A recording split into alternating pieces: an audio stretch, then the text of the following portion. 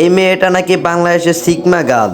ওহ guys, সত্যি কথার কোনো দাম নেই। কিন্তু বোন, তুই সিগমা কোন অ্যাঙ্গেল থেকে?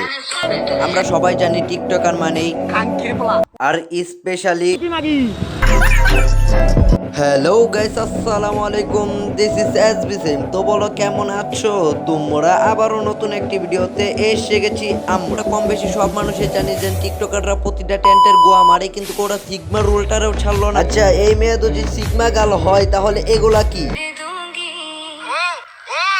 एक दिन प्यार में, एक दिन प्यार। যারা এই মেয়ের কমেন্টে যে সিগমা গার্ল বলছো তাদেরকে আমি একটা কথাই বলতে চাই, 14 ফেব্রুয়ারির আগের দিন এই ধলাবিলায় যেমন থাকে, এসব রোজ ডে, প্রপোজ ডে, এই ধারাবাহিক নাটকগুলো শেষ হইলে আমার ডাক দিও, আমি ঘুমাই।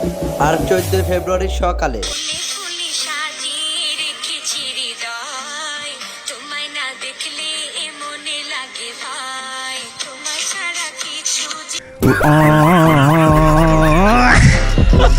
এই মেয়েটা তো অনেক মানুষের ফিল্টার দিয়ে দেখছি, কিন্তু ফিল্টার ছাড়া তো অনেক মানুষ দেখে নাই। তাদের জন্য আমি এই ভিডিওটা নিয়ে এসেছি। ওই যে যারা যারা আমার পিছনে লেগে আছে তাদেরকে। তোমার পিছনে লেগে আছে কে কে? অনেক মানুষ। কেন? কারণ আমি তাদেরকে বাস দিই। কিভাবে বাস দাও? ওই যে নেতা বিদেশে, এটা হইলে হিন্দিতে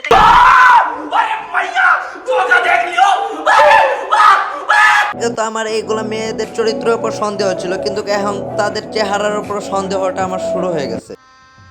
गजब बेइज्जती है। যারা এই মেয়ের কমেন্ট বক্সে লিখবে সিগমা গার্ল, তাদের জন্য একটা উপহার। ঠিক কিছু না, স্টিলের পাইপটা গরম করে কিলোমিটার দূর থেকে রাউন্ড দিয়ে তোমার পাছাটা ওখানে ঢুকাই দিব খানকির বলা তুমি মারে বলা কি মেরে খানকির।